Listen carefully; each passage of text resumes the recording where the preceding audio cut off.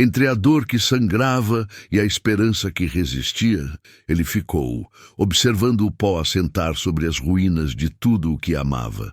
Você lembra de um tempo em que a vida parecia desenhada a lápis sobre um papel simples, mas com traços firmes? Uma existência onde a recompensa de um dia era o cansaço limpo ao cair da noite e o som da respiração da pessoa amada ao lado?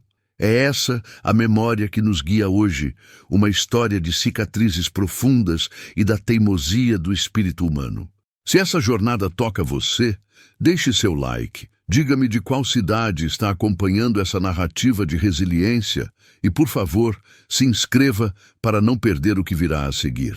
A vida de Elias era assim, firme e desenhada, estabelecida sobre a terra vermelha do cerrado. Não havia nele ambição desmedida, apenas a satisfação em ver o milho erguer-se forte depois da estação das chuvas e o perfume adocicado das flores de maracujá que Lúcia cultivava ao redor da casa. A casa era o centro de seu universo, uma construção modesta de tijolos crus, onde o sol da manhã entrava sem pedir licença pela janela da cozinha, aquecendo o assoalho de tábuas imperfeitas. Lúcia era o contraponto perfeito à aspereza de Elias. Ele era terra, ela água. Ele era silêncio, ela melodia. O sorriso dela era a única garantia de luz, mesmo nos invernos mais frios, e seus olhos, da cor do mel puro, sempre lhe diziam, sem precisar de palavras, que o mundo deles era suficiente. Elias sentia a vida dela em cada detalhe. No cheiro forte do café coado em pano, no ruído ritmado do tear que ela usava para tecer mantas para os vizinhos, na forma como ela insistia em plantar rosas brancas perto da cerca, desafiando a secura da estação. Eles tinham 20 anos juntos. 20 anos em que as mãos de Elias aprenderam a distinguir a sede do solo pelo toque e o coração aprendeu a medir o tempo não pelas horas, mas pelas mudanças no humor de Lúcia. Eles sonhavam com um filho, um pequeno ser que herdaria a força dele e a alegria dela. A espera era longa, cheia de expectativas silenciosas e orações sussurradas ao pé da cama. Lúcia nunca se desesperava. Ela dizia que tudo tinha seu tempo sob o céu e que a melhor colheita era sempre a mais demorada. Elias lembrava de um dia em particular. O sol batia inclemente e ele voltava da lavoura, exausto, a poeira grudada ao suor.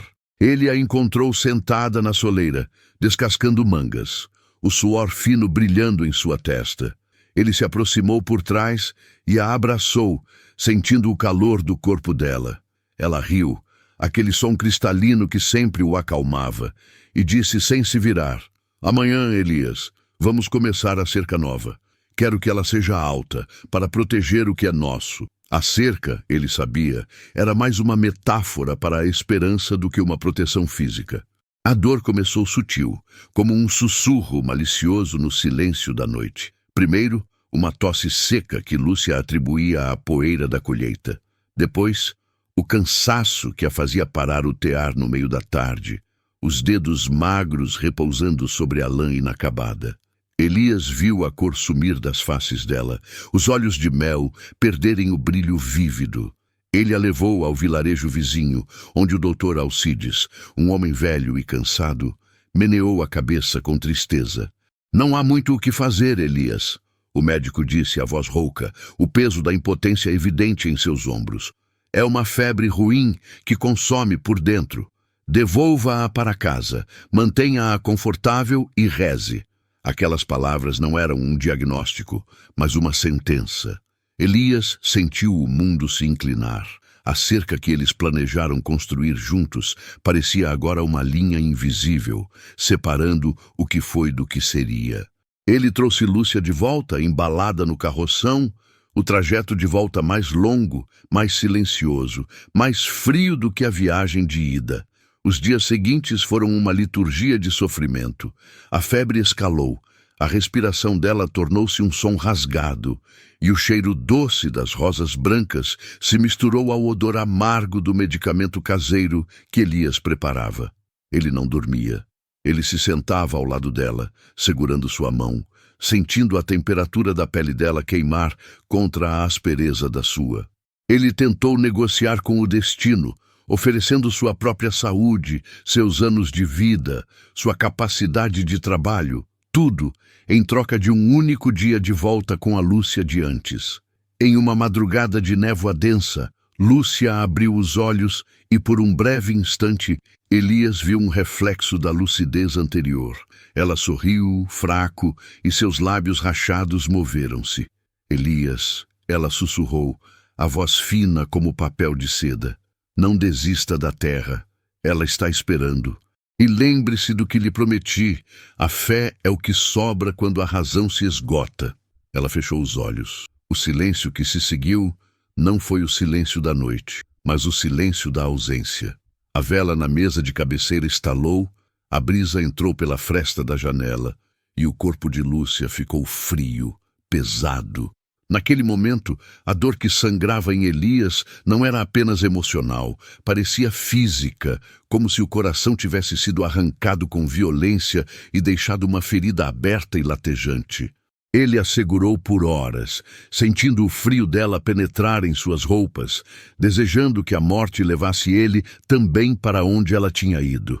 O enterro foi rápido, sob o sol implacável que não parecia sentir pena. Os vizinhos vieram, trouxeram comida, sussurraram palavras de conforto que pareciam vazias. Elias não chorou na frente deles.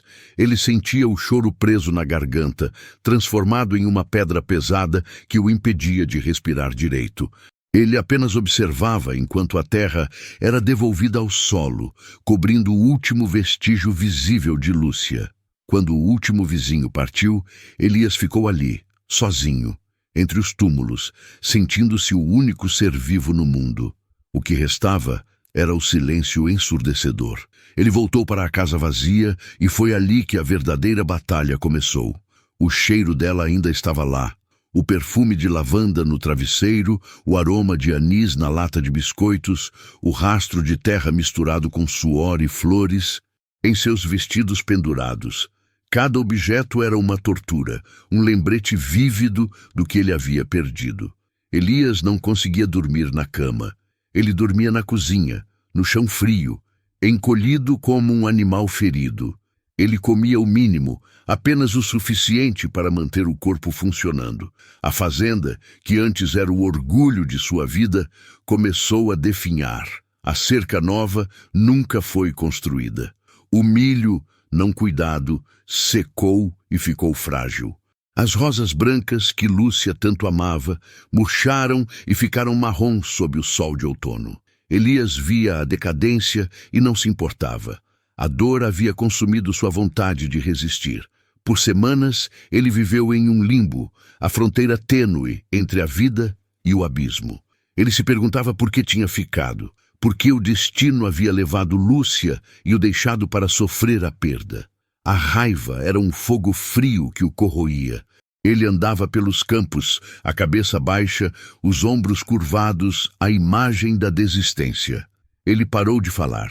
Quando os vizinhos o visitavam, traziam-lhe comida e tentavam conversar. Ele respondia com monossílabos, ou apenas balançava a cabeça. Eles entendiam. O luto era uma doença conhecida naquele lugar. Um dia, enquanto vagava pelo celeiro, tropeçou em uma caixa esquecida sob a palha. Ele a abriu sem interesse, esperando encontrar ferramentas velhas ou peças quebradas. Dentro havia um pequeno caderno, a capa de couro gasta e uma pequena sacola de tecido.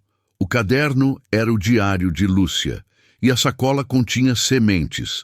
As sementes eram de girassol anão, aquelas que floresciam em tons vibrantes de laranja e amarelo. Lúcia adorava os girassóis. Eles eram para ela a representação máxima da teimosia em buscar o sol, mesmo em dias nublados. Ao lado das sementes havia um bilhete, escrito com a letra elegante dela, ligeiramente desbotada.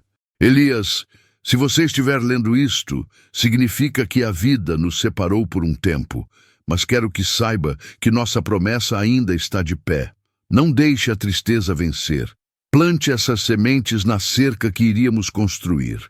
Elas precisam de sol, e você precisa se lembrar de olhar para cima. A mensagem não era recente. Havia sido escrita meses antes, talvez quando Lúcia já sentia a doença se apossar dela. Elias sentiu um choque elétrico percorrer seu corpo. Ele amassou o bilhete na mão, a dor da perda misturada à fúria de ser forçado a viver. Ele poderia ter jogado as sementes fora, poderia ter queimado o caderno e mergulhado de volta na escuridão confortável do seu luto. Mas foi ali, no meio da poeira do celeiro, com o sol fraco da tarde entrando pelas frestas das tábuas, que a esperança que resistia manifestou-se. Não era uma esperança grande e radiante, mas um fio tênue, quase imperceptível. A semente de girassol, pequena e seca na palma de sua mão, era o último vestígio da vontade de Lúcia, e a promessa dela o amarrava à vida. Naquela noite, Elias não dormiu na cozinha. Ele se lavou pela primeira vez em dias, sentindo a água fria da bomba despertar seus músculos atrofiados. O cheiro de sabão, embora simples, foi um choque para o seu olfato, acostumado ao odor de abandono. A manhã seguinte foi marcada por uma decisão silenciosa. Elias vestiu suas roupas de trabalho mais gastas e foi para o campo carregando uma enxada, a sacola de sementes e o caderno de Lúcia. Ele caminhou até o local onde eles planejavam a nova cerca, um trecho longo e difícil, perto do riacho que serpenteava na propriedade. Ele começou a trabalhar. O corpo protestava, os músculos doíam com a falta de uso, mas Elias ignorou a dor física. Ele cavava buracos, removia as raízes secas, limpava o terreno. Cada golpe da enxada na terra era uma forma de expulsar a dor que sangrava. Não era terapia, era penitência. Ao meio-dia, o sol estava no zênite, e Elias estava coberto de lama e suor. Ele se sentou para descansar, abriu o caderno de Lúcia. Ela não escrevia sobre tragédias, mas sobre os pequenos momentos. A primeira vez que o viu rir descontroladamente, o dia em que ele a surpreendeu com uma flor silvestre, a alegria de ver a chuva depois de uma longa seca. Elias lia as palavras dela, e pela primeira vez, desde a morte dela, ele chorou. As lágrimas não eram de raiva ou desespero, mas de uma tristeza profunda e purificadora. Ele chorou pela beleza perdida, pela injustiça da separação e pela memória dela, que era tão forte que ainda podia fazê-lo sentir. Quando o choro cessou, ele sentiu um esgotamento total, mas também uma clareza que não sentia há meses. Ele sabia que Lúcia não queria que ele morresse com ela. Ela queria que ele olhasse para cima. Ele plantou as sementes de girassol, uma a uma, ao longo da linha imaginária da cerca. Ele as cobriu com terra fértil e trouxe água do riacho, regando-as com uma devoção que há muito havia perdido. Aquele ato não era sobre agricultura, era sobre aceitação.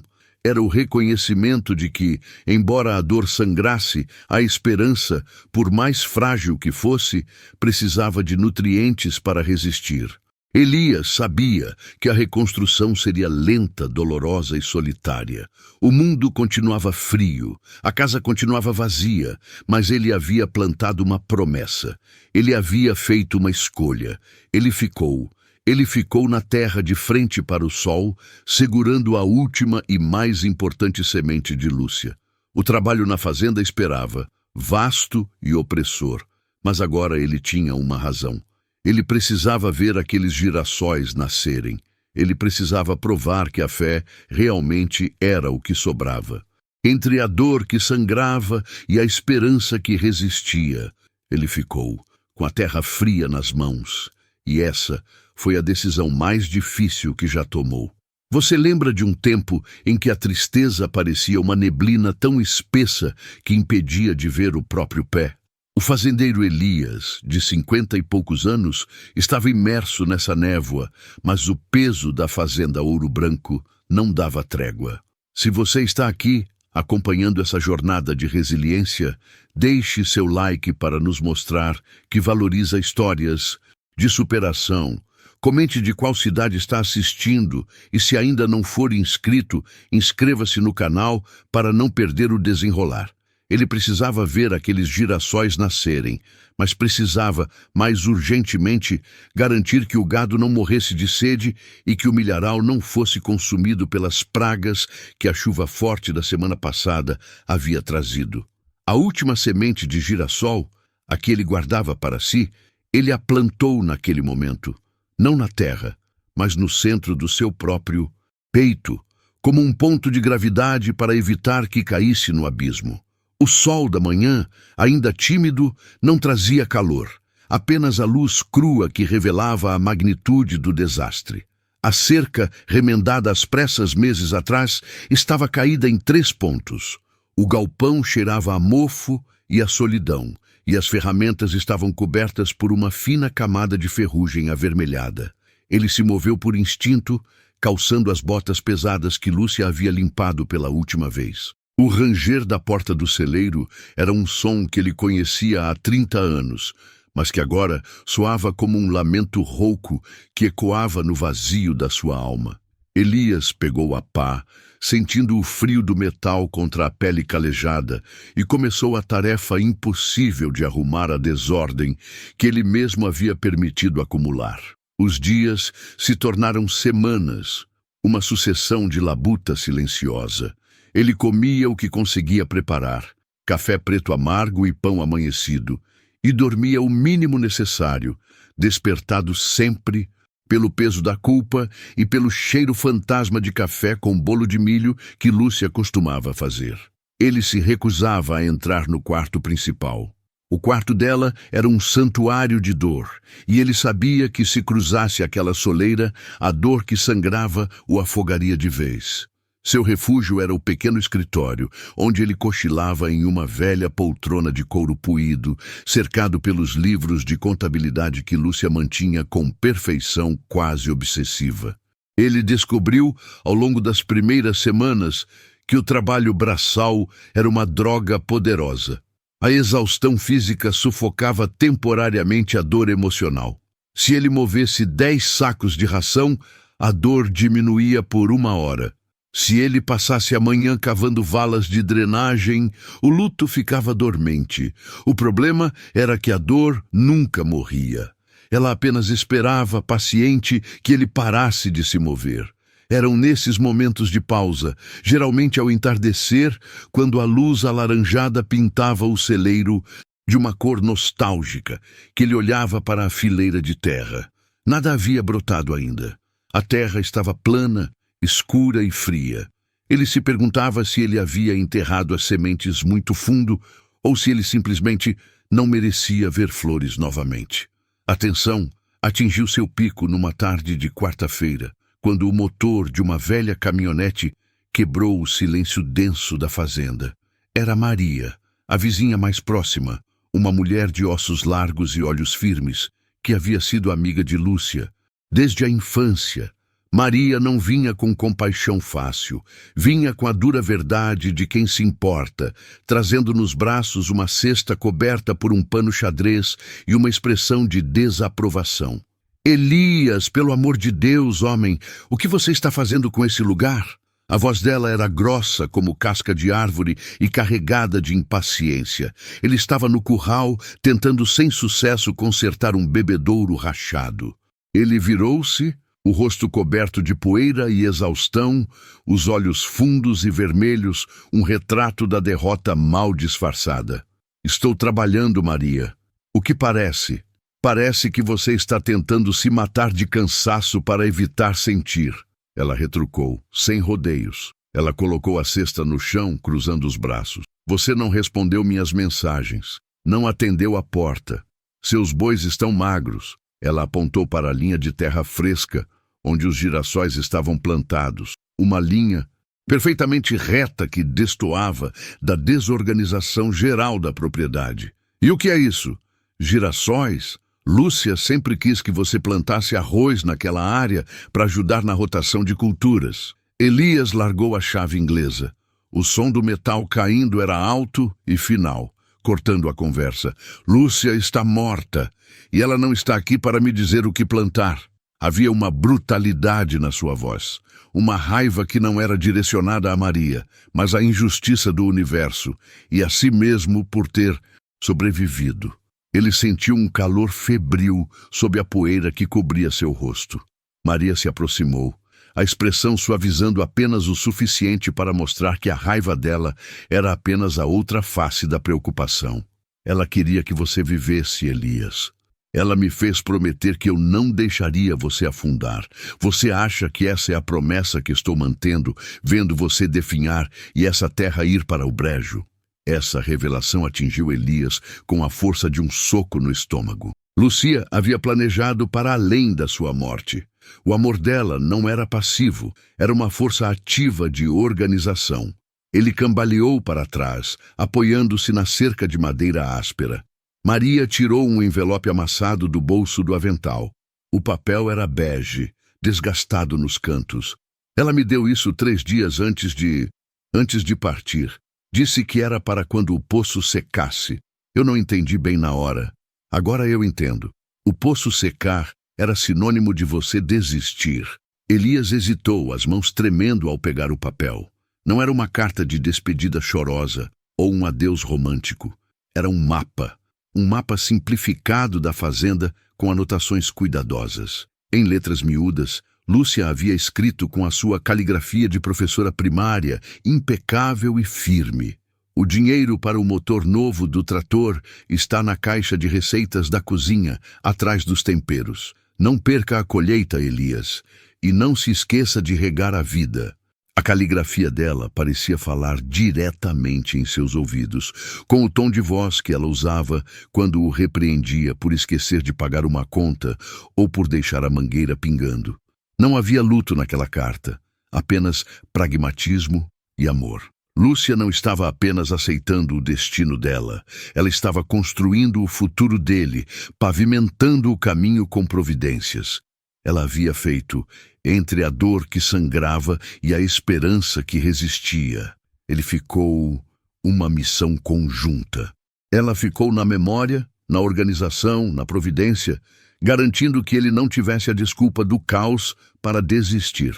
Aquele momento foi a segunda grande virada, depois do plantio dos girassóis. Maria o observou em silêncio enquanto ele desdobrava o mapa e o segurava contra a luz fraca da tarde. Ela havia revelado o segredo. A esperança que resistia não era apenas o que ele plantava. Era o legado que Lúcia havia deixado plantado. Era a prova de que o amor verdadeiro não morre. Ele se reorganiza e se torna a força motriz para a sobrevivência. Elias sentiu uma onda de calor subindo do peito, a vergonha misturada à gratidão. Ele não estava sozinho. Nunca esteve. Ele dobrou o mapa, apertando-o na mão. Obrigado, Maria, por ter ficado. Eu prometia a Lúcia, ela respondeu, os olhos marejados pela primeira vez, mas ela limpou-os rapidamente. Agora vá comer, e depois ache esse dinheiro. Essa terra precisa do trator, Elias. A caixa de receitas era um pequeno tesouro de memórias, cheiros e sabores. Ele a encontrou exatamente onde o mapa indicava, atrás dos potes de orégano e manjericão, na prateleira mais alta da cozinha. Lúcia guardava ali não apenas as anotações sobre como fazer o melhor bolo de aipim da região, mas também pequenos envelopes etiquetados com datas e propósitos específicos. Ali estava um envelope grosso escrito à mão. Motor do trator. Reserva 2023. O peso do envelope em sua mão era o peso da responsabilidade, mas também o peso do amor incondicional. Ele abriu, contando as notas de forma mecânica. Era o suficiente, planejado com meses de antecedência, retirado de pequenas vendas de hortaliças que ele nem sequer sabia que Lúcia havia feito. Ela era a base invisível de tudo. No dia seguinte, Elias pegou a caminhonete velha e empoeirada, dirigindo até a cidade. Não foi uma viagem fácil. Ele não conversava com ninguém além de Maria há semanas. A cidade parecia barulhenta demais, colorida demais, cheia de gente viva demais. Ele entrou na loja de peças, pediu o motor e sentou-se num banco de madeira, esperando que o gerente, um jovem que mal o conhecia, terminasse de preencher a papelada. Foi então que ele viu a fotografia pendurada na parede atrás do balcão. Era Lúcia. A fotografia não era recente, mas a imagem dela, sorrindo abertamente, segurando um enorme cacho de uvas, era inconfundível. Elias olhou para o gerente confuso. "Essa foto!" ele começou, a voz rouca. "Onde?" O jovem olhou para trás, sorrindo com um orgulho modesto.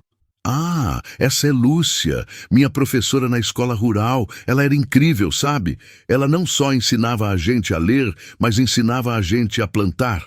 Ela me ensinou que o solo da nossa terra é a coisa mais preciosa que a gente tem." Elias engoliu em seco. A influência dela se estendia muito além dos limites da Ouro Branco. Ela havia plantado sementes de conhecimento e dignidade em toda a comunidade. Ela vinha sempre aqui, o jovem continuou, sem perceber o turbilhão no peito de Elias. Ela sempre me dava conselhos sobre como organizar o inventário. Ela dizia que organização era o primeiro passo para a prosperidade. Ela era a razão pela qual eu consegui abrir essa loja. Ela me ajudou a escrever o plano de negócios. Elias pagou pelo motor, mas saiu da loja carregando algo muito mais pesado do que o ferro. Ele carregava a revelação do verdadeiro escopo de sua esposa. Lúcia não era apenas a mulher que fazia café e cozinhava. Ela era uma força motriz de desenvolvimento, uma estrategista silenciosa, uma fonte de esperança que resistia para todos que a conheciam. Ele havia se fechado em seu luto, tratando-a como uma memória frágil e pessoal. Mas Lúcia era um legado. Voltando para a fazenda, ele viu o trabalho de outra maneira. Não era mais apenas um esforço desesperado para sobreviver.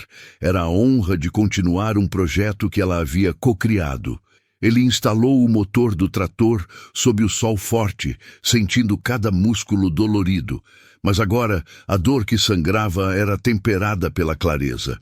Ele ligou o trator, o motor novo tossindo e depois rugindo com uma vitalidade que a fazenda não ouvia há meses.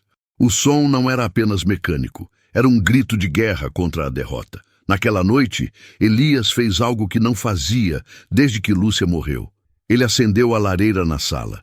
Ele se sentou sozinho no sofá dela, envolto no cheiro familiar de madeira queimada e lavanda que impregnava o tecido. Ele não tentou afastar a memória dela. Ele a convidou. Ele a sentiu presente, não como uma ferida aberta, mas como uma força de orientação. Ele releu o mapa e a mensagem dela mais 3 vezes. "Não perca a colheita, Elias, e não se esqueça de regar a vida." Ele percebeu que a vida que ela pedia para ser regada não era só a dele, mas a vida que eles haviam plantado juntos. Ele precisava garantir que o projeto deles, a Fazenda Ouro Branco e o legado de Lúcia, florescesse, assim como ele esperava que os girassóis fizessem. A dor ainda sangrava, era verdade, mas a esperança agora tinha um trator novo e um mapa. A reconstrução havia começado de verdade. Entre a dor que sangrava e a esperança que resistia, ele ficou decidido a transformar a promessa silenciosa de Lúcia em vida palpável. Você lembra de um tempo em que o luto paralisava, quando o cheiro da terra molhada trazia mais lembranças amargas do que promessas de colheita? Essa é a história de Elias e da Fazenda Ouro Branco, um testamento de que o amor verdadeiro não morre. Ele se transforma em força para seguir adiante. Se você está aqui, significa que a resiliência também toca o seu coração. Deixe seu like, comente de qual cidade você está acompanhando essa jornada de reconstrução e inscreva-se para não perder o que o destino ainda reserva a Elias. O rugido do trator na manhã seguinte era um som que espantava os corvos e o silêncio da derrota. Elias não sentiu o frio cortante da madrugada. Ele sentiu apenas a urgência que emanava daquele mapa desenhado à mão. Ele sabia que o tempo era curto. O sol de outono ameaçava, e a terra, castigada por meses de abandono, esperava ser semeada. Ele trabalhou por 3 dias seguidos, dormindo apenas o necessário, alimentando-se de café forte e da determinação que Lúcia havia plantado nele. Sua camisa ficava encharcada de suor e poeira vermelha. Ele sentia o cheiro forte do diesel, misturado ao aroma doce e terroso do solo arado, um cheiro que o reconectava à sua identidade de fazendeiro. A cada metro de terra revolvida, a névoa pesada da tristeza parecia se dissipar um pouco, substituída pela fadiga física, muito mais suportável do que a dor da alma. Ele seguia o mapa com uma precisão quase religiosa. Lúcia havia detalhado a rotação de culturas, a drenagem necessária e as áreas que ele deveria priorizar. Era como se ela estivesse dirigindo o trator ao lado dele, a voz dela sussurrando através das setas de grafite no papel. Ele chegou à área que Lúcia havia marcado com um X grande e desajeitado, no extremo norte da propriedade. Uma parte que sempre havia sido usada apenas para pastagem, menos valiosa para os grãos tradicionais. Elias se perguntava o que ela planejava ali. Ele parou o trator, desligando o motor. O silêncio que se seguiu era denso, quebrado apenas pelo canto insistente de um pássaro. Ele tirou o chapéu, limpou o suor da testa e caminhou até a linha do riacho, onde a terra era notavelmente mais escura e fértil, cheia de minerais. Foi então que ele viu, presos na ponta do mapa, com um alfinete enferrujado, havia um pequeno pacote embrulhado em um lenço de seda desbotado dela. Não eram sementes de milho ou soja que Lúcia queria plantar naquele solo rico. Dentro do lenço havia um punhado de sementes grandes e escuras, sementes de girassol gigante. Ele sentiu um nó grosso na garganta, que subiu e apertou seu peito. Os girassóis eram a flor favorita de Lúcia, um símbolo que ela defendia com fervor. A alegria e a busca incessante pela luz, não importando quão forte fosse a tempestade. Ela costumava dizer que os girassóis eram a única flor que sabia esperar pelo sol, mesmo quando ele estava escondido. Lúcia não estava apenas planejando uma colheita rentável, ela estava plantando um campo de esperança, uma declaração de que mesmo nos dias mais sombrios da fazenda, era preciso seguir a luz. Elias se ajoelhou, o joelho afundando na terra macia. Ele abriu o lenço de seda, aspirando o perfume fraco de lavanda que ainda se agarrava ao tecido, uma essência que evocava a imagem nítida dela, sorrindo sob o chapéu de palha. Ele chorou, mas dessa vez as lágrimas não vieram da dor da perda vazia, mas da profunda compreensão da sua missão. Era um choro de reconhecimento, de honra. Ele percebeu que ela havia planejado isso para que, quando a tristeza o derrubasse, ele tivesse um motivo para levantar e olhar para o alto. Ele soube imediatamente que a fazenda Ouro Branco não seria apenas restaurada para produzir lucro. Ela seria restaurada para produzir beleza e significado. O projeto deles, aquele legado plantado no solo, precisava florescer em cores vibrantes. Ele pegou o pequeno saco de sementes de girassol e, em vez de voltar imediatamente ao trator, ele caminhou de volta para o celeiro. Ele precisava de implementos específicos para o plantio delicado dessas sementes, diferentes dos grãos pesados.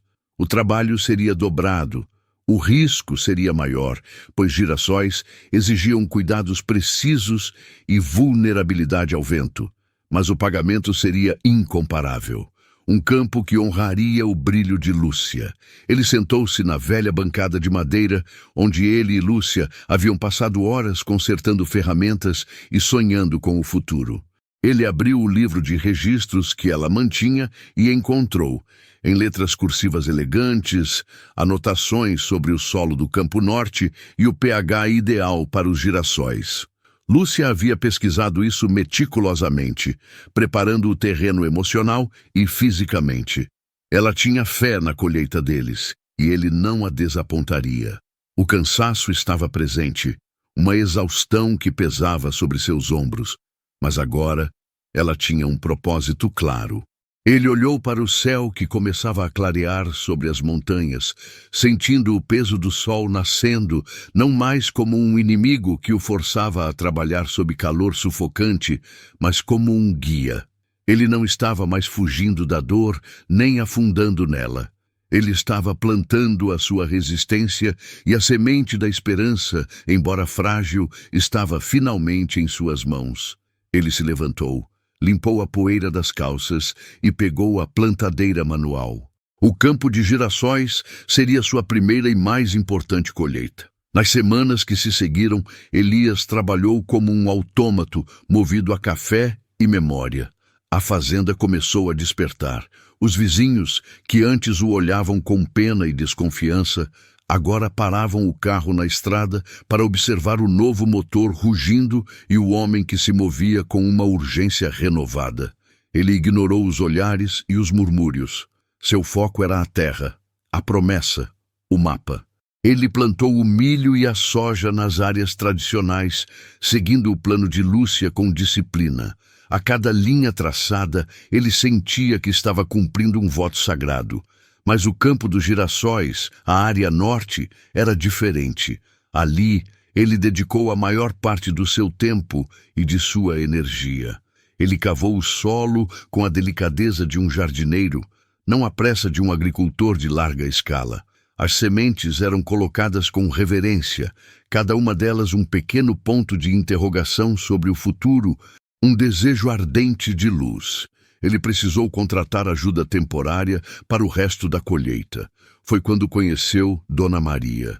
Ela era uma mulher idosa, pequena, com mãos calejadas e olhos penetrantes que pareciam enxergar a alma. Ela havia trabalhado na fazenda vizinha por 40 anos e conhecia a terra como a palma da mão. Elias estava relutante em ter alguém por perto, mas a fazenda exigia mais do que ele podia dar sozinho. Ele precisava de alguém que não fizesse perguntas. Dona Maria, por sua vez, não era de muitas palavras. Ela apenas observava. No primeiro dia, enquanto preparavam as ferramentas no celeiro, ela viu o lenço de seda pendurado no gancho e as anotações de Lúcia sobre os girassóis espalhadas na bancada. A patroa era boa na pesquisa, ela disse, a voz rouca, sem olhar diretamente para Elias. Ela era.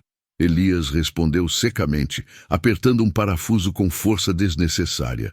Girassóis, Dona Maria continuou, examinando a plantadeira manual. É um trabalho de paciência. Eles gostam de ser olhados. A frase surpreendeu Elias. Ele havia pensado no campo como um memorial, mas Dona Maria falava dele como um projeto vivo, quase exigente. Eles precisam de sol e conversa, ela disse, finalmente o encarando. Seu olhar não era de pena, mas de avaliação. Se você plantar girassóis pensando apenas na dor, eles não vão seguir o sol. Eles vão seguir você. E você está muito curvado ultimamente. A verdade nua e crua doeu mais do que dias de trabalho sem descanso. Elias sentiu-se exposto. Ele estava plantando os girassóis em homenagem, sim, mas também estava usando o trabalho para se esconder. Ele estava tão concentrado em honrar a memória de Lúcia que havia esquecido a segunda parte da mensagem dela. Regar a vida, sua vida. Eu preciso que a colheita aconteça, Maria. É o que ela queria. Elias murmurou, a voz baixa. Dona Maria se aproximou, e o cheiro de terra e ervas secas envolveu-o. Colheita é vida, Elias, não é memória. A memória a gente guarda no coração. A vida a gente rega com o que a gente tem. E o que você tem agora é uma semente e a chance de recomeçar a se levantar. Ela pegou a plantadeira e começou a calibrá-la com movimentos rápidos e experientes. Vamos plantar esses girassóis, mas lembre-se, a semente é dela, mas a água precisa ser sua. O relacionamento com Dona Maria tornou-se a nova âncora de Elias. Ela era o oposto de Lúcia. Prática onde Lúcia era sonhadora, dura onde Lúcia era suave. Mas ela era exatamente o que ele precisava. Ela o forçava a encarar a realidade da fazenda, que ia muito além da dor. Havia problemas de drenagem que precisavam ser resolvidos, dívidas que precisavam ser negociadas e a necessidade urgente de novos contratos de venda. Ela não o deixava se afogar nas memórias. A cada pôr do sol, exausto, Elias voltava para casa e jantava na cozinha sozinho. Mas ele já não se sentava no sofá de Lúcia. Ele se sentava à mesa, sob a luz fraca da lâmpada, olhando para o mapa. A reconstrução não era só física. Ele estava aprendendo a reconstruir sua rotina, sua força e sua perspectiva. Ele pensou na mensagem dela. Não perca a colheita, Elias. E não se esqueça de regar a vida. Ele estava garantindo a colheita. Agora, precisava descobrir como regar a vida que ainda restava dentro dele. A vida que Dona Maria insistia em chamar para a superfície. Ele olhava para o campo norte, terra negra e recém-semeada. As sementes estavam lá, enterradas, à espera. Ele havia feito a sua parte. O resto, ele sabia, era com o sol e a esperança que se recusava a sangrar até a morte. Ele apenas precisava esperar o primeiro sinal verde de vida. E ele esperou, a tensão crescendo a cada dia sem chuva, a cada noite fria. A espera era um tipo de fé. Ele tinha a visão clara de um campo de ouro, girassóis olhando para o céu. Mas a realidade era dura. Ele precisava de chuva, e o céu permanecia seco e cruel. Se as sementes não brotassem logo, o trabalho árduo e a esperança de Lúcia se perderiam. Ele começou a irrigar manualmente o campo de girassóis, carregando baldes e mangueiras, um esforço insano para uma área daquele tamanho. Dona Maria observava de longe, mas não o impedia.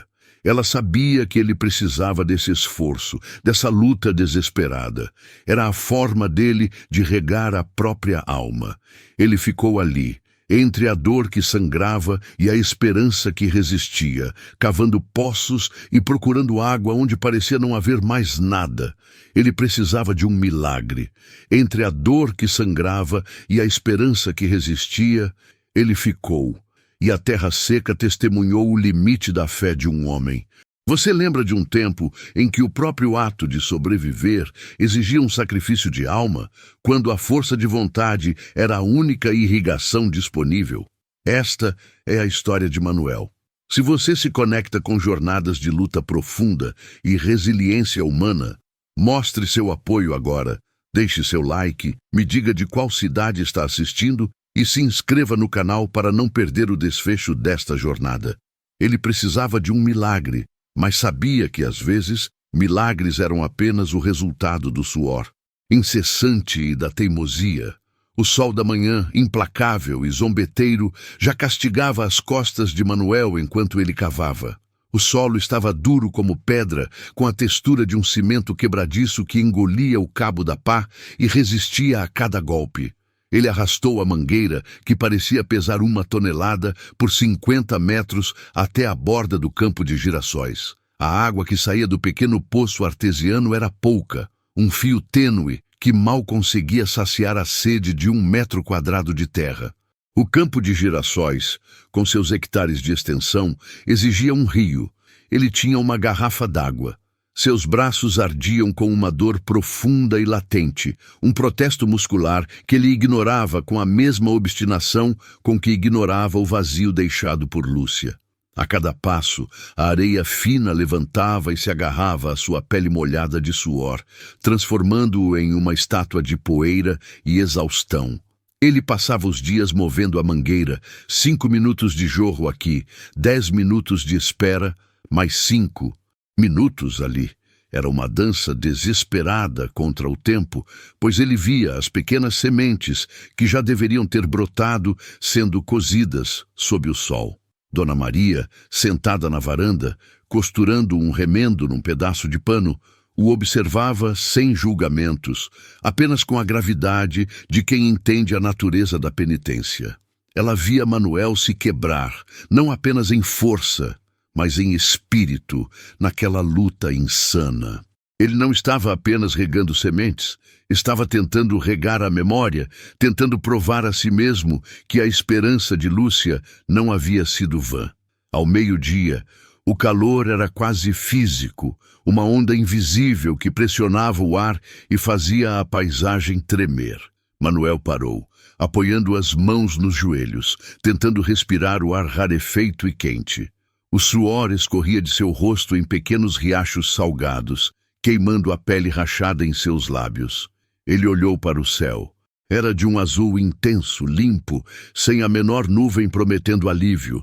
Era a cor da indiferença. Ele gritou, não um grito de raiva, mas um lamento rouco, um som que engoliu a frustração de dias de trabalho inútil. O eco voltou seco e vazio. Ele se ajoelhou e socou o chão. O impacto devolveu uma dor aguda nos ossos dos dedos, mas ele sequer sentiu. Sentia apenas o desespero de estar falhando no último desejo que Lúcia havia lhe deixado. Dona Maria se levantou, finalmente quebrando o silêncio da observação. Ela caminhou lentamente em sua direção, carregando um jarro de barro que pingava água fresca. Quando chegou perto, o cheiro de terra seca e suor ácido era quase insuportável. Ela o olhou, não com piedade, mas com firmeza. Manuel, você não é feito de pedra. Ele não levantou a cabeça. Eu preciso que eles nasçam, Maria. Eu preciso. Sua voz era um sussurro de lixa. Eles são sementes. Sementes morrem. A terra come e a terra dá. Você tem feito o seu máximo e a terra não está respondendo. E o seu corpo, ele está respondendo? Ela colocou o jarro no chão e estendeu a mão. Olhe para si. Você está secando mais rápido do que a terra. Ele finalmente levantou a cabeça. Seus olhos estavam vermelhos, inchados, e uma barba rala cobria seu rosto, dando-lhe uma aparência selvagem e desnutrida. Se eu parar, Maria, o que resta? O que resta de tudo que Lúcia acreditava? Se eu não luto por isso, eu desisto dela. Maria sentou-se na poeira ao lado dele, ignorando a sujidade. Ela pegou a mão dele, que estava áspera e coberta de bolhas estouradas. Lúcia não acreditava em girassóis, meu filho. Ela acreditava em você. Ela acreditava na sua força para recomeçar, mesmo quando tudo era luto. A fazenda, as sementes... Isso era a desculpa que ela te deu para não morrer de tristeza. Manuel balançou a cabeça, incapaz de aceitar a simplicidade cruel daquela verdade. Você não entende. Ela me fez prometer. Ela disse, regue os girassóis, Manuel. Faça o campo de ouro que nós sonhamos. E você regou. Você regou até sangrar. Mas o que ela realmente pediu foi que você se regasse, que você não se deixasse secar com a dor. Maria apertou sua mão. Você cavou poços onde não havia água. Você tentou roubar a chuva do céu com a sua própria força. A promessa era sobreviver, Manuel. Não sobre morrer de exaustão, sobre um canteiro de terra ingrata. A revelação perfurou a armadura que ele havia construído. Ele havia se focado tanto na execução literal da promessa que havia perdido a essência dela. Ele não estava honrando Lúcia, estava se punindo. Aquele campo de girassóis havia se tornado seu campo de batalha pessoal contra a culpa e o destino. Eu sinto que se eu falhar aqui, eu falho nela, ele confessou, e pela primeira vez em meses deixou que a emoção se manifestasse além da raiva. As lágrimas vieram, não quentes, mas frias e lentas, abrindo trilhas limpas na poeira de seu rosto. Maria apenas o segurou. Era um consolo silencioso, um reconhecimento de que a dor dele era válida, mas a destruição própria não era exigida. Eles ficaram ali, em meio ao calor escaldante e à aridez, e a fazendeira o deixou chorar, a exaustão acumulada, o luto não processado e a frustração de tentar dobrar a natureza à sua vontade. Quando o choro cessou, Manuel sentiu uma clareza dolorosa. Ele olhou para o vasto campo onde as sementes teimavam em não brotar. Apenas alguns pontos, pequenos tufos verdes, perto de onde ele havia despejado a maior parte da água, mostravam um sinal fraco de vida. Era menos de 1% do campo total. Era uma perda devastadora. O que eu faço agora? Ele perguntou, a voz embargada, mas calma. O peso da decisão era imenso. Maria limpou a garganta. Você faz o que a terra ensina quando a seca vem. Você se retira para a parte mais forte de si mesmo e espera. Você precisa de força para o que vier depois. Não gaste o resto da sua vida tentando salvar o que a natureza já decidiu levar. Concentre-se no que você pode salvar.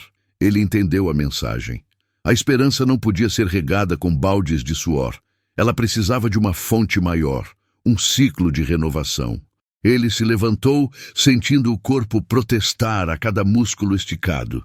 Ele pegou o jarro e bebeu a água devagar, sentindo-a descer fria por sua garganta. Naquela noite, Manuel não foi para o campo. Em vez disso, sentou-se na varanda com Maria, observando a lua cheia que parecia zombar da sua busca por chuva. Ele falou sobre Lúcia, sobre os sonhos dela, sobre como eles tinham planejado a vida naqueles hectares. Ele parou de falar sobre o trabalho e começou a falar sobre o amor. Maria apenas ouvia, tecendo as memórias com sua calma presença. No dia seguinte, ele fez uma coisa que parecia a maior capitulação de sua vida. Ele desligou o motor do poço. O som do motor, que havia sido o ritmo frenético de sua luta por dias, parou, deixando um silêncio pesado e profundo sobre a fazenda. Ele pegou a pá e, em vez de continuar cavando, começou a cobrir as sementes que ainda pareciam ter alguma chance de sobrevivência com uma fina camada de palha, um paliativo para protegê-las do sol até que a chuva, se ela viesse, chegasse. Ele estava aceitando a derrota no campo, mas encontrando uma vitória na preservação de si mesmo. Ele dedicou o resto da semana a restaurar a casa, consertar cercas e arrumar o celeiro, trabalhos que Lúcia havia pedido que fizesse antes da seca. Era um trabalho concreto, com resultados imediatos, que não dependia da misericórdia do céu. A cada prego batido, a cada tábua substituída, ele sentia que estava construindo algo que duraria, algo que Lúcia apreciaria de verdade. A aceitação, ele descobriu, não era fraqueza. Era a força de mudar o foco, de entender que a luta dele era interna. Mas o campo de girassóis permanecia ali, uma ferida aberta, lembrando-o da ameaça. Se o investimento fosse perdido, ele perderia a fazenda. O prazo para o pagamento da dívida estava se esgotando, e a safra de girassóis era a única esperança. Ele havia se retirado do confronto físico com o sol, mas a ansiedade financeira o consumia. Um final de tarde, enquanto Manuel preparava uma sopa simples com os últimos legumes da horta, o telefone tocou na parede da cozinha. O som era raro, estridente, e fez o coração de Manuel dar um salto. Ele atendeu, a mão suada escorregando no aparelho. Fazenda do Manuel de Oliveira? A voz era formal, profissional, vinda de muito longe. Sou eu, ele respondeu, a tensão endurecendo sua mandíbula. Sou do escritório de advogados de Lisboa. Ligamos a respeito do inventário de Lúcia Fernandes. Manuel sentiu um frio percorrer sua espinha. Inventário. Ele havia evitado pensar nisso. Lúcia não tinha quase nada além de dívidas da fazenda, ele imaginava. Sim, o que houve? Temos um documento que exige sua atenção imediata, Sr. Oliveira. É sobre uma apólice de seguro de vida que a senhora Fernandes manteve em segredo por quase 10 anos, uma soma considerável, e ela o nomeou como único beneficiário. O caldo na panela borbulhava, mas Manuel não ouvia mais nada. O chão parecia ter sumido debaixo de seus pés. Lúcia havia planejado. Ela havia planejado a segurança dele discretamente, silenciosamente, por anos. A verdadeira esperança que resistia não estava no campo de girassóis, estava naquele pedaço de papel. O alívio foi tão violento que quase o derrubou. Ele tinha o milagre, e ele veio através da persistência e do amor da mulher que ele havia perdido, não através de seu próprio esforço desesperado contra a seca. Ele tinha o dinheiro para pagar a dívida, para plantar novamente, para viver. Eu vou a Lisboa, ele disse ao advogado, a voz surpreendentemente firme. Ele desligou o telefone e olhou para Dona Maria, que o observava com uma expressão que não era de surpresa, mas de confirmação. Ela sempre soube o que estava fazendo, não é? Manuel perguntou. Um sorriso triste e real apareceu em seu rosto pela primeira vez. Lúcia, Era um girassol, antes mesmo de você plantar um. Maria respondeu, voltando à sua costura. Ela sempre sabia onde encontrar a luz, mesmo na escuridão. Naquele momento, Manuel entendeu que o campo seco e a dívida não eram o teste final, mas sim o catalisador. O teste era se ele permitiria que a dor o matasse, ou se ele usaria a esperança de Lúcia para se reconstruir. Ele havia decidido viver. Ele passou a noite planejando a viagem com uma paz que não sentia desde que Lúcia se fora. Pela manhã, antes de ir, ele caminhou até o campo norte. Os pequenos tufos de verde que ele havia protegido com palha ainda estavam lá, frágeis, mas vivos. Ele ajoelhou-se e tocou uma das minúsculas folhas que mal se erguiam da terra. Ele não precisava mais deles para sobreviver financeiramente, mas eles se tornaram um símbolo. Vocês aguentaram, ele murmurou. Eu também aguento. Ele sabia que voltar para a fazenda significaria enfrentar a terra novamente, mas agora ele o faria com uma nova perspectiva. Ele não era mais um escravo da dívida e da promessa literal, mas um jardineiro do legado de amor de sua esposa. O confronto final com a realidade da fazenda e seu futuro estava à sua espera, mas pela primeira vez em muito tempo, ele não estava aterrorizado. Ele estava determinado. A vida continuava. Ele precisava apenas ir buscar o dinheiro para garantir que ela florescesse. Ele se levantou, olhou para o horizonte seco e a sensação de isolamento foi substituída por uma determinação fria. Ele iria a Lisboa, resolveria as questões burocráticas e voltaria para fazer o que precisava ser feito, não por desespero, mas por escolha. Ele faria a fazenda prosperar, não apenas com girassóis, mas com a dignidade e a resiliência que Lúcia havia lhe ensinado a cultivar. Ele estava pronto para a reconstrução. Entre a dor que sangrava e a esperança que resistia, ele ficou. E a fazenda, que ele jurava abandonar, se tornou o santuário da sua redenção. Você lembra de um tempo em que a perda parecia sugar toda a cor do mundo, deixando apenas o cinza da poeira e o silêncio do luto? Esta é a história de Afonso e de como, após a morte de Lúcia, ele teve que escolher entre se afundar nas dívidas da terra árida do Alentejo ou renascer com ela, honrando a memória que floresceu mesmo na adversidade.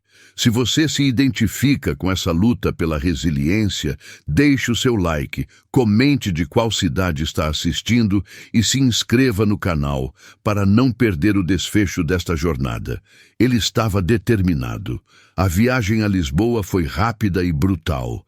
A cidade era um ruído ensurdecedor, um contraste violento com o silêncio seco da fazenda. Lá, o tempo parava. Aqui ele corria, indiferente ao sofrimento dele. Os advogados, com suas roupas engomadas e olhares profissionais, manuseavam os documentos pesados de Lúcia, transformando a dor dele em cláusulas frias e parágrafos jurídicos. Ele sentou-se na cadeira de couro escuro do escritório, sentindo o peso do dinheiro que vinha de uma vida que ele não podia mais tocar. O testamento era claro. O dinheiro era dele, vasto o suficiente para pagar não apenas a hipoteca e as dívidas antigas com o armador, mas para lhe dar uma folga de anos. O alívio financeiro deveria ter sido libertador, mas era apenas um novo tipo de fardo. O dinheiro era limpo, mas a culpa era suja.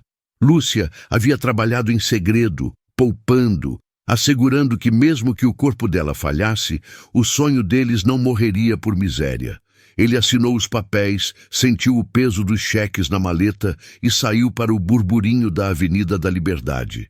Ele não comprou nada, não comeu, não viu nada. A cidade era um borrão de cores primárias que não conseguiam penetrar a neblina escura que pairava sobre sua alma. Ele só queria o cheiro de casa, o cheiro de terra, mesmo que fosse terra seca. O regresso à fazenda foi o verdadeiro momento da resolução. Ele entrou na casa vazia. A luz da tarde filtrava-se pelas janelas empoeiradas, destacando as partículas suspensas no ar. O cheiro de guardado, o aroma suave e persistente de lavanda que Lúcia amava, ainda estava lá. Ele deixou a maleta no chão da cozinha, onde ela costumava moer o café de manhã, e foi diretamente para o campo. As pequenas mudas de girassol, aquelas que ele tinha tocado antes de partir, tinham resistido à ausência dele e ao calor implacável. Eram a prova física da promessa de Lúcia. A vida queria vingar-se. Ele não era mais um devedor, mas um custodiante. Não era mais um escravo da plantação obrigatória, mas um jardineiro do legado de amor. A primeira coisa que ele fez não foi plantar mais sementes, mas sim cavar o poço que estava quase seco. O trabalho físico era um bálsamo para a mente atormentada. O cheiro de terra molhada, subindo das profundezas do poço, era um perfume esquecido, uma promessa de fertilidade. Ele puxou a corda, músculo e osso, trabalhando contra o peso da água, o suor pingando em sua camisa, lavando simbolicamente a poeira da indecisão. No isolamento da fazenda, Afonso começou seu período de reflexão e reconstrução.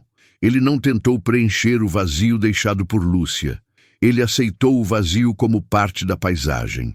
Ele se permitiu o luto, sentando-se nas noites estreladas no alpendre, não para chorar de desespero, mas para conversar com as estrelas, imaginando que ela o ouvia. Ele contava-lhe sobre o dinheiro, sobre a teimosia das mudas, sobre como ele estava reparando a cerca que o vento havia derrubado. Ele falava em voz alta, e o silêncio da noite devolvia suas palavras, tornando-as reais. "Eu entendi, Lúcia", ele murmurou uma noite, a voz rouca. Não era sobre os girassóis darem dinheiro. Era sobre eles darem uma razão para eu continuar olhando para cima, para o sol. Eu quase estraguei tudo por egoísmo e medo. A decisão final veio não como um raio, mas como a lenta e inexorável subida do sol. Ele ficaria. Não apenas ficaria na fazenda, mas ele a faria florescer de verdade, não apenas com girassóis, mas com diversidade. Ele investiu o dinheiro com sabedoria, comprando um sistema de irrigação moderno e sementes resistentes. Ele contratou um jovem agrônomo da cidade vizinha, um rapaz com novas ideias sobre a rotação de culturas e a conservação do solo. Ele deixou de lado o orgulho de fazendeiro solitário e aceitou a ajuda, reconhecendo que amar a terra era também ser humilde o suficiente para aprender. A fazenda começou a mudar. Os tons de marrom e cinza deram lugar ao verde das novas plantações que se espalhavam cautelosamente. Os girassóis de Lúcia, agora maduros, floresceram com uma intensidade dourada que parecia um sorriso direto dela. Eles não eram muitos, mas eram perfeitos. Afonso colheu-os ele mesmo, demoradamente, sentindo a rugosidade do caule e o peso da cabeça florida. Ele os levou para o mercado, mas não para vender a flor inteira. Ele vendeu as sementes, garantindo que o legado se espalhasse. Com o tempo, a dor de Afonso não desapareceu, mas se transformou. De um corte aberto que sangrava, ela se tornou uma cicatriz profunda, um mapa da sua jornada e da força de Lúcia. Ele aprendeu que a esperança não era um sentimento mágico que apagava a realidade do sofrimento, mas a coragem de semear em meio à certeza da perda. Ele nunca mais se sentiu isolado. A terra, a casa, o trabalho, tudo era uma conversa constante com Lúcia. Ele tinha falhado como marido em vida, mas ele a honraria em memória, provando que mesmo nas circunstâncias mais áridas, a resiliência humana, quando nutrida pelo amor, podia criar jardins inteiros. Afonso se tornou a personificação silenciosa da mensagem de Lúcia. Entre a dor que sangrava e a esperança que resistia, ele ficou. Ele ficou para regar o sonho, para cultivar a memória e para mostrar ao mundo que a dignidade reside na capacidade de se reconstruir, tijolo por tijolo, semente por semente. Se esta história de superação e amor eterno tocou você, por favor, curta, se inscreva no canal e compartilhe com alguém que precisa de uma mensagem de esperança. Em breve, Voltaremos com uma nova história intensa, real e dramática sobre as complexidades da vida e o poder inabalável do espírito humano. Até lá, continue plantando a sua esperança.